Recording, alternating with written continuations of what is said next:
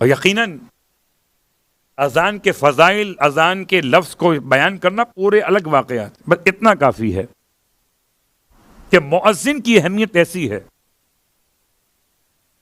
کہ اگر جیسا امام ویسا مؤذن سمجھیے. اگر امام نابینا ہو تو مؤذن بھی پھر بہرا ہی ہوگا، اور اگر امام معصوم ہو تو مؤذن کم از کم بلال جیسا تو ہوگا نا. تو امام کا مؤذن کون؟ کوفی. اور امام کے لشکر میں شاعر کون؟ کوفی. میں نے کل اشارہ کیا تھا، غالباً آپ نے نوٹ کیا ہوگا کہ آج ہم نے بات کرنی ہے امام کے لشکر میں شاعر کے موضوع میں. شاعر جسے باقاعدہ شعراء کے معجم میں شامل کیا گیا.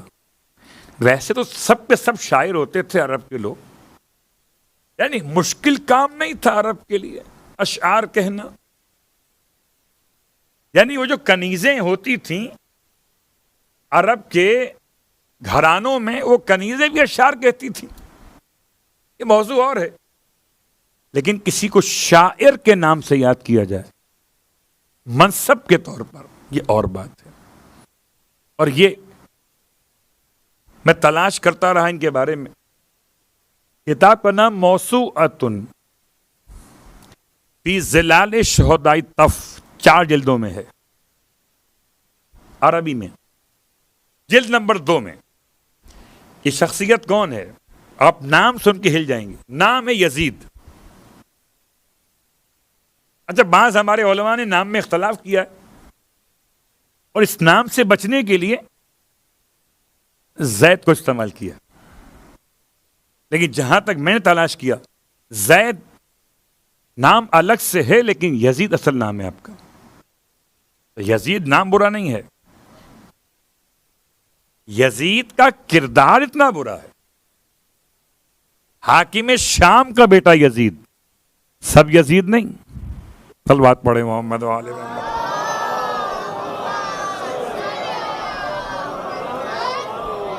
نہیں، ایسے بات واضح نہیں ہوئی، غور کیجیے گا. ایئرپورٹ پر میرے ساتھ مسئلہ پیش آیا. نام کیا ہے؟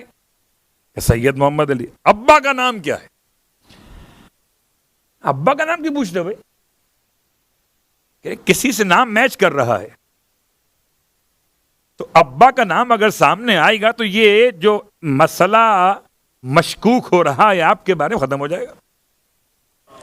پتا چلا زمانہ آج بھی کہتا ہے کہ اگر کسی کو پہچاننا ہو اور نام ایک جیسے ملتے جھلتے ہوں تو ابا کے نام سے پہچان لو. تو میں کہتا ہوں میرے تو ابا کا نام واضح تھا، مگر اس کے ابا کا نام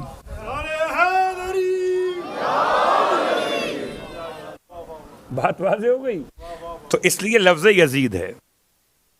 کربلا کے شہیدوں میں جو اس نام سے احراز کرتے ہیں ان کے لیے ایک جملہ کافی ہے، اور یہ جملہ میرا اپنا نہیں ہے، یہ ہندوستان کے خطیب کا جملہ ہے. وہ کہتے ہیں کہ بہت مشکل لگتا ہے یہ لفظ ہم سب کو. اگر آپ کا بچہ شرارتیں کرے اور ہم آپ سے کہیں کہ آپ کا بچہ بڑا شیطان ہو گیا ہے تو آپ مسکراتے ہیں، غصہ نہیں کرتے، حالانکہ ہم نے تو آپ کو شیطان کا باپ کہہ دیا ہے. بچہ آپ کا شیطان مطلب کیا ہوا اس کا؟ آپ شیطان کے باپ ہو گئے. لیکن آپ مسکرا کے خاموش ہو جاتے. اور اگر ہم آپ کو کہہ دیں کہ آپ کا بچہ یزید ہو گیا ہے تو پھر آپ مسکراتے نہیں ہیں، ناراض ہو جاتے ہیں. یعنی آپ کے نزدیک شیطانیت لفظ شیطان میں کم ہو گئی. اللہ وہ برداشت کر لیتے ہیں، لفظ یزید برداشت نہیں ہوتا. اب سوچیے کتنا مشکل کام تھا میرے لیے کہ میں اس شخصیت کا تعارف کر رہا ہوں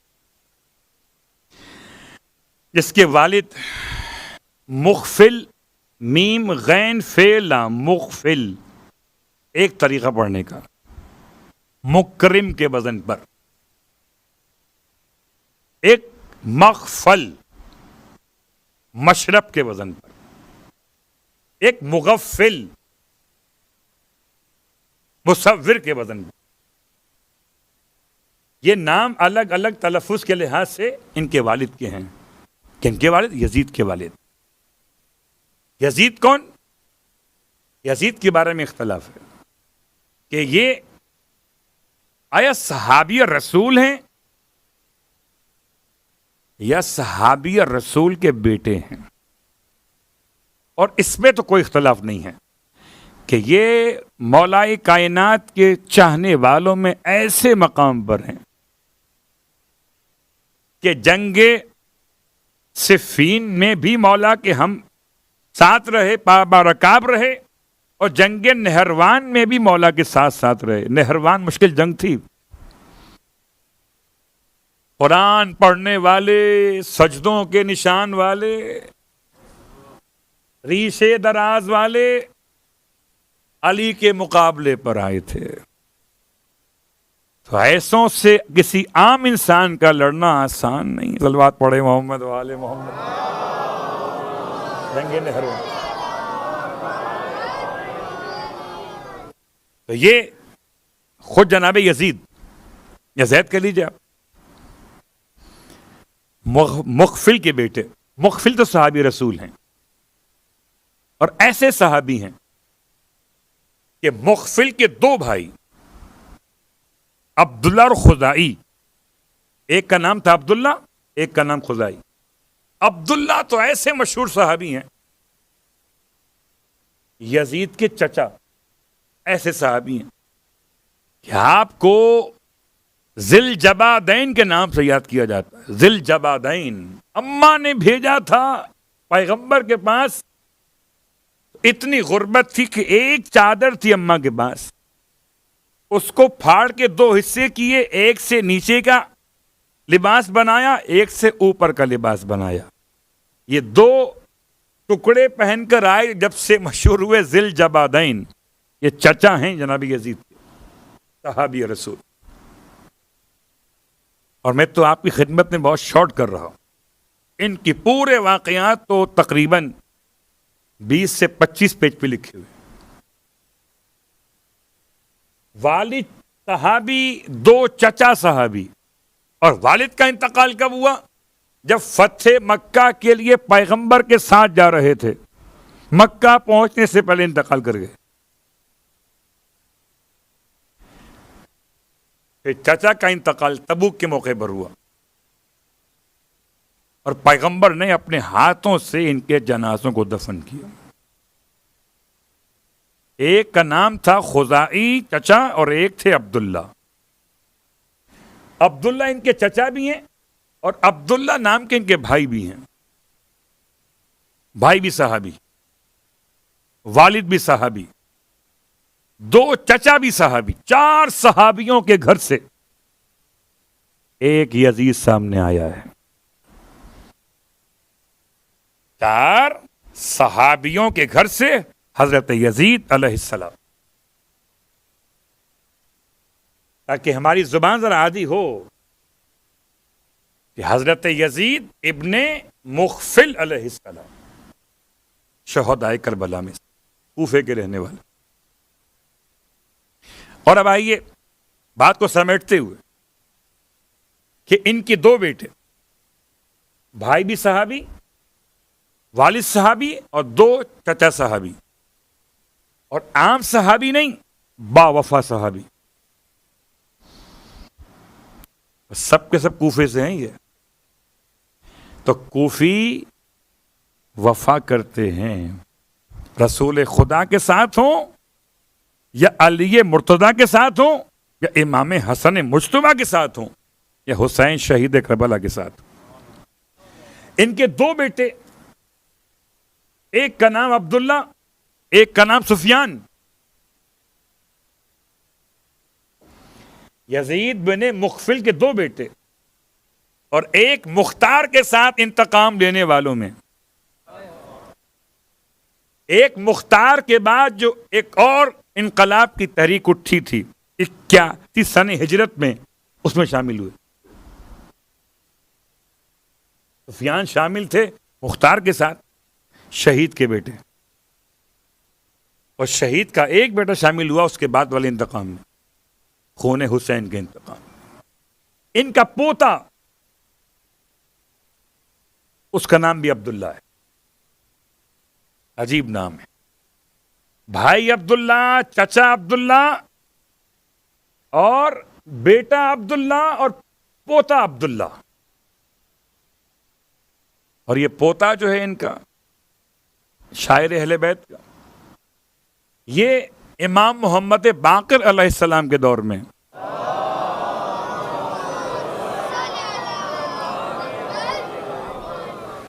اس زمانے میں جو انقلاب کی تحریک تھی اس میں شامل ہوا تھا. تو یہ تمام خاندان شجاع ہے، تمام خاندان خون دینے پر تیار ہے. اس خاندان میں حضرت زید کہیں، یزید کہیں، مخفل کہیں، مخفل کہیں، ان کا تعلق الجحفی سے، المزنی سے، الازدی سے. البتہ ایسے شاعر تھے کہ امام علیہ السلام کی خدمت میں اپنے الفاظ سے خراج عقیدت پیش کرتے تھے.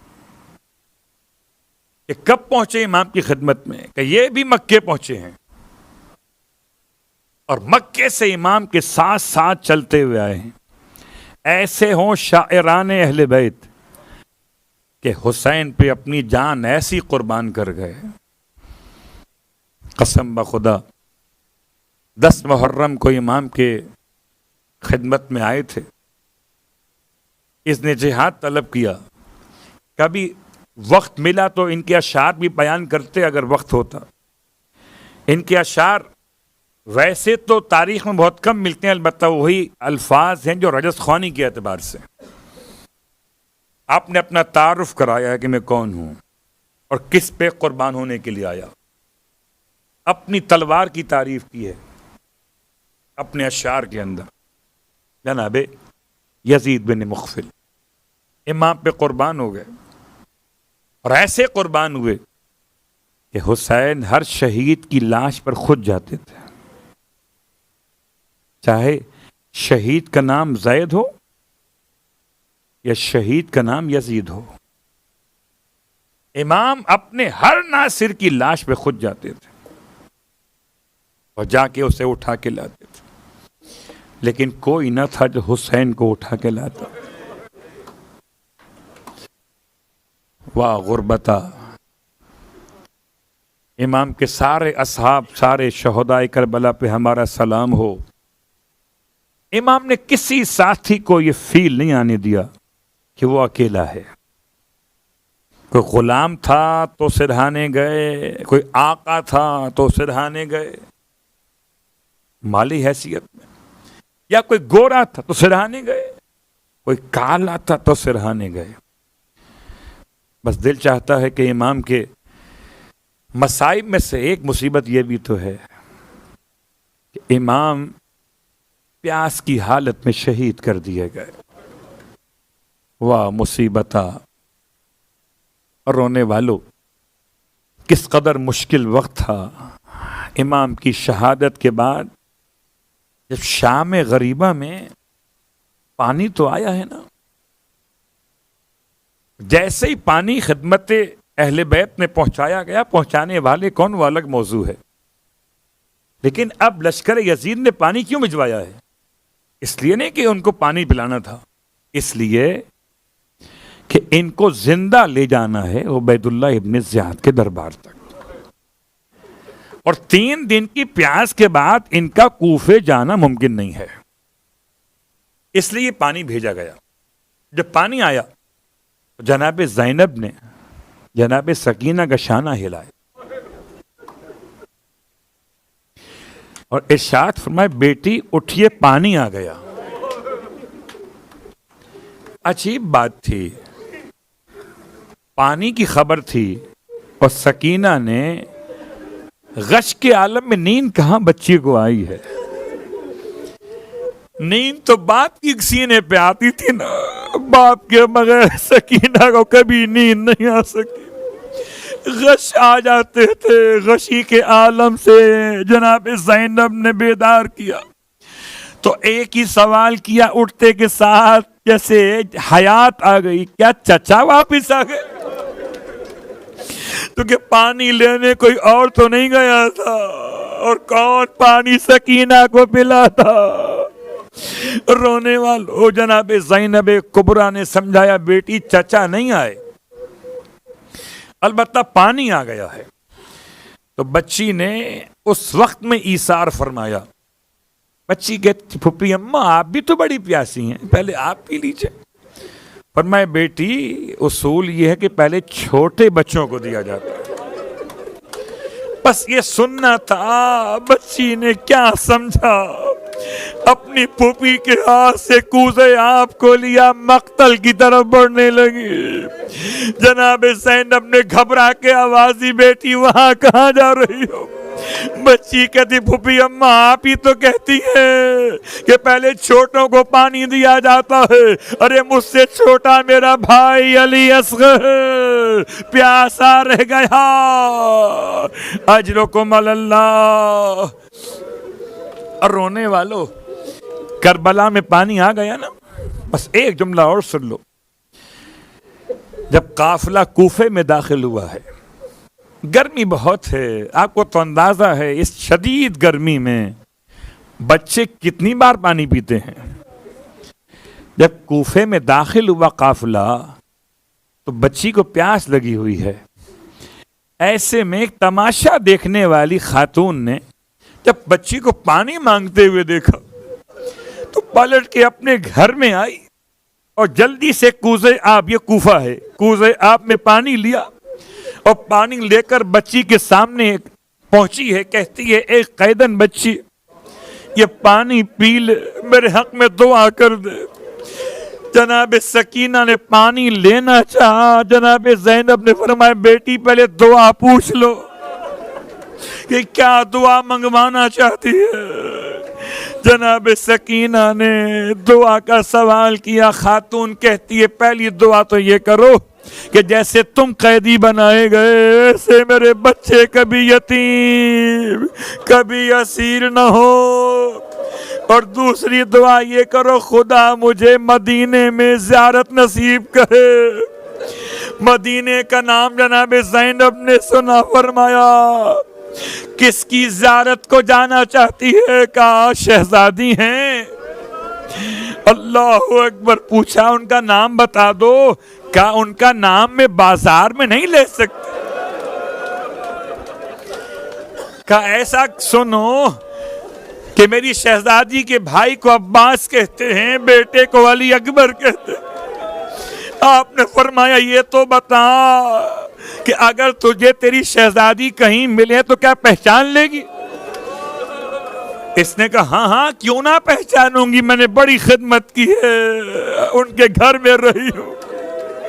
بس اتنا سننا تھا۔ ایک مرتبہ ولایت کے پردے کا حصار زینب نے کیا، اپنے چہرے سے اپنے بالوں کو ہٹایا، فرمایا ام حبیبہ، ارے نہیں پہچانا تیری دکھیاری شہزادی ام حبیبہ، کوفے کی رہنے والی مومنہ، ارے سر پیٹ لیا، شہزادی یہ کیا ہو گیا؟